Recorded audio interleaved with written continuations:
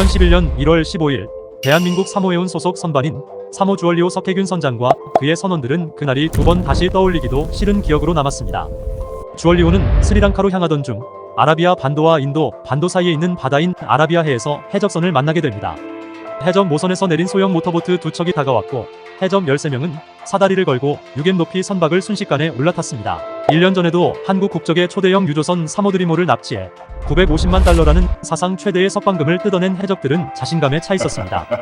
당시 급파됐던 충무공 이순신함은 제대로 된 인질구출 작전 한번 펼쳐보지 못하고 해적 소굴로 한국 배가 속절없이 끌려가는 모습을 지켜봐야만 했습니다. 이유는 우리 국민 5명의 머리에 해적들이 총구를 겨누고 있었기 때문입니다. 1년이 지난 지금 사모주얼리호도 마찬가지 상황에 놓였습니다. 석혜균 선장 포함 21명이 인질로 잡혀 있었고 해군 링스 헬기가 접근하면 해적은 곧바로 선원을 방패막이로 세웠습니다. 그대로 둔다면 머지않아 배는 해적 소굴에 도착하는 급박한 상황이었습니다. 이를 보고 더 이상의 납치를 용납할 수 없다고 판단한 당시 이명박 전 대통령은 청와대와 국방부를 비롯 외교부 등 전 부처가 모인 가운데 대책회의를 열었습니다. 군사작전을 반대하는 목소리도 있었습니다. 자칫 실패할 경우 인명피해가 걷잡을 수 없게 커질 수 있다는 게 이유였습니다. 2005년 6월 세계 최고의 특수부대라 평가받는 미국 해군 특전단도 인질 구출에 실패한 적이 있을 정도로 위험한 임무였습니다. 당시 대원 16명을 태운 특수전 헬기 일대가 탈레반 RPG 로켓 공격에 추락해 전원 사망했고 2010년에도 탈레반에 납치된 자선단체 활동가 구출에 투입됐지만 인질 모두가 사망하며 실패했었습니다. 침울한 분위기 속에서 당시 김관진 국방부 장관은 해군 특전단 요원도 육군 특전사 707 대테러 특임대 정도로 강한가? 라고 물었습니다. 김 전 장관은 육군 출신으로 해군 특수전전단 실력을 잘 알지 못했습니다.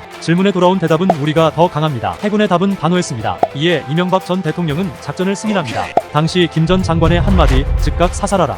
그렇게 작전은 시작되었습니다. 석혜균 선장은 선박의 속도를 늦추려 해적들 몰래 엔진오일에 물을 타라고 지시했고 지시를 받은 기관장 정만기는 겁에 질렸습니다. 해적의 감시를 피해 물을 타는데까지 많은 시간이 걸렸지만 성공했고 선박은 정상 운항이 어려워졌습니다. 이에 해적들은 마침 근처를 지나는 몽골 선적 상선을 추가로 빼앗으려 4명만이 남고 나머지는 주얼리호에서 내렸습니다. 이를 발견한 청해부대 소속 해군 특수전여단 요원들은 링스 헬기와 고속단정 2척을 진입시킵니다.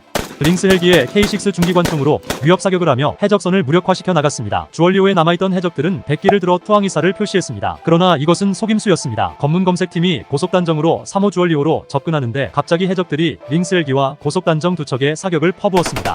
이 사격으로 3명이 부상을 입고 최영암으로 복귀하던 중 해적의 자선에서 AK-47 3전과 사다리 해적 자선을 확보합니다. 또한 경고 사격 과정에서 해적 수명이 바다에 빠져 실종되었습니다. 그렇게 1차 작전은 중단되었습니다.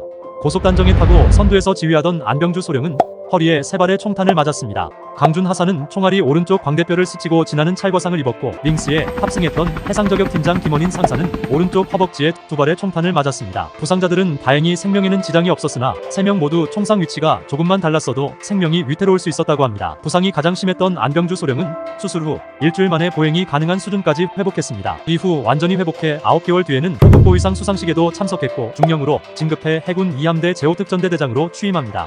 이명박 전 대통령은 김 전 장관으로부터 구출 작전을 보고받고 최종 승인하였고 2차 작전인 아덴만 여명작전이라고 불리는 작전이 여명이 떠오르는 AM 4시 58분 개시되게 됩니다. 오만 해군의 고속정이 포위하고 최영암의 위협 함포 사격과 링스 헬기의 K6 중기관총 사격으로 해적의 시선을 끌기 시작합니다. 고속단정 3척에 나눠 탑승한 UDT실 작전팀이 사모주얼리호 한미 우연의 저편 사다리로 승선해 해적을 제압하는 형식으로 진행됐습니다. P3C가 선교의 해적 4명, 갑판의 4명, 중갑판의 3명을 감지하고 통보했으며 UDT실 팀은 각각 개인 카메라 카이샷으로 영상을 송출했고 이 화면은 실시간으로 최영암과 합동참모본부 국방부에 전송되었습니다. 5시 17분부터 해적의 시선에서 고속단정 강화를 감추기 위해 함수를 오른편으로 돌린 상태에서 우현 1, 3번 고속단정을 강화, 다시 왼쪽으로 변침하여 좌연의 4번 고속단정을 강화합니다. 6분 뒤 K6 중기관총으로 무장한 링스 헬기가 최영암에서 떠오르면서 모든 작전 준비가 끝났고 최영암은 VHF 상선망으로 곧 작전이 시작된다는 한국어 경고방송을 실시, 사모주얼리의 선원들이 대비할 수 있도록 조치했습니다. 그때 최영암에서는 소나타 ECM을 사모주얼리호에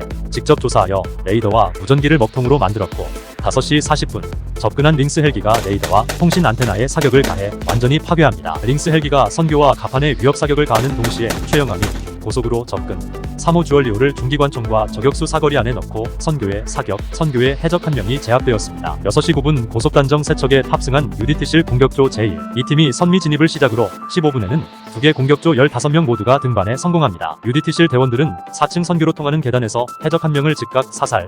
6시 30분 드디어 UDT실 팀이 섬광탄을 이용 선교를 완전 장악하게 됩니다. 이때 석혜균 선장은 조타실에서 위험을 무릅쓰고 소말리아 영해로 가는 걸 막기 위해 배를 느린 속력으로 지그재그로 돌리다 해적이 쏜 총에 복부를 맞습니다. 선교를 장악한 UDT실 대원들은 3호 주얼리호를 확인하기 시작했습니다. 한 팀이 데크하우스 격실들을, 다른 한 팀이 기관실을 맡아 수색하는 과정에서 해적 4명을 추가적으로 제압. 6시 35분 선장실 근처에서 해적 두목도 사살했습니다. 6시 45분 선교에 풀려난 선원 13명이 모여있는 이곳이 점령되고 저격수 이외에 일시 사격 중지 명령이 떨어집니다. 그 사이 공격조 한 개 팀이 부상이 심한 석혜균 선장을 최영암으로 응급 이송했습니다. 7시 57분 UDT실 공격조 한 개 팀이 다시 3호 주얼리오에 복귀하면서 해적에 대한 마지막 소탕작전이 개시됐습니다. 이 과정에서도 해적의 저항이 있었고 격렬한 총격전 끝에 마지막까지 저항을 하던 4명의 해적 중 2명이 사살되자 남은 2명이 항복하면서 총 4번의 총격전과 5시간에 걸친 아덴만 여명작전은 끝이 납니다. 석혜균 선장은 해적의 총에 복부와 무릎 등에